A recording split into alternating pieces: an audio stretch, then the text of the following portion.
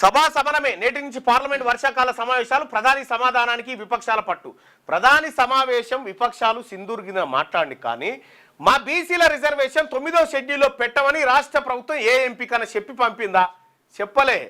బీసీల గురించి కొట్లాడరని చెప్పిండా ముఖ్యమంత్రి? చెప్పలే. ఎందుకు చెప్పలే? పుట్టుకున్న కొట్లాడితే నిజంగానే నరేంద్ర మోడీ పెట్టగల. మళ్ళీ బీసీలకు రిజర్వేషన్ వస్తే మళ్ళీ కొంపలు అంటుకుంటాయి కదా.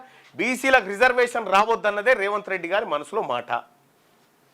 రేవంత్ రెడ్డి గారి మనసులో రేవంత్ రెడ్డి లేడు, జానారెడ్డి ఉన్నాడు. ఇప్పుడు ఆపరేషన్ సింధూర్ సహా అనేక అంశాలపై ప్రశ్నల్ని సంధించడానికి విపక్షాలు మూకుమ్మడిగా సన్నద్ధమవుతున్న తరుణంలో పార్లమెంట్ వర్షాకాల సమావేశాలు సోమవారం ప్రారంభం కాబోతున్నాయి. దీనిలో అనుసరించాల్సిన వ్యూహంపై ఇండియా కూటమి నేతృత్వంలోని విపక్షాలు ఇప్పటికే వ్యూహరచన చేశాయి. అధికార కూటమి కూడా ప్రతిపక్షాలను ఎదుర్కొనేందుకు పూర్తిగా సన్నద్ధంగా ఉంది.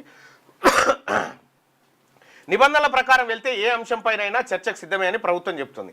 ఆపరేషన్ సింధూర్ తర్వాత పార్లమెంట్ సమావేశాలు జరగడం ఇది తొలిసారి. ఈ ఏడాది జనవరి 31న మొదలైన బడ్జెట్ సమావేశాలు ఏప్రిల్ 4న ముగిశాయి. సమావేశాల్లో తాము లేవనెత్తే అంశాలపై ప్రధాని స్పందించాల్సిందేనని విపక్షం డిమాండ్ చేసింది. నేను ఇందులో కొన్ని అంశాలు చెప్పాలనుకున్నా. భద్రాద్రి కొత్తగూడెం జిల్లాలో బీసీ సర్పంచ్ ఎంతమంది ఉన్నారో చెప్పుని. భద్రాద్రి కొత్తగూడెం జిల్లాలో 2019లో బీసీ సర్పంచులు ఎంతమంది ఉన్నారు? బీసీ రిజర్వ్డ్ సర్పంచులు 0. ఒక్కరు కూడా లేరు. మొత్తం మేడ్చల్ మల్కాజ్గిరి జిల్లాలో ఎంతమంది ఉన్నారు చెప్పు? 12 మంది.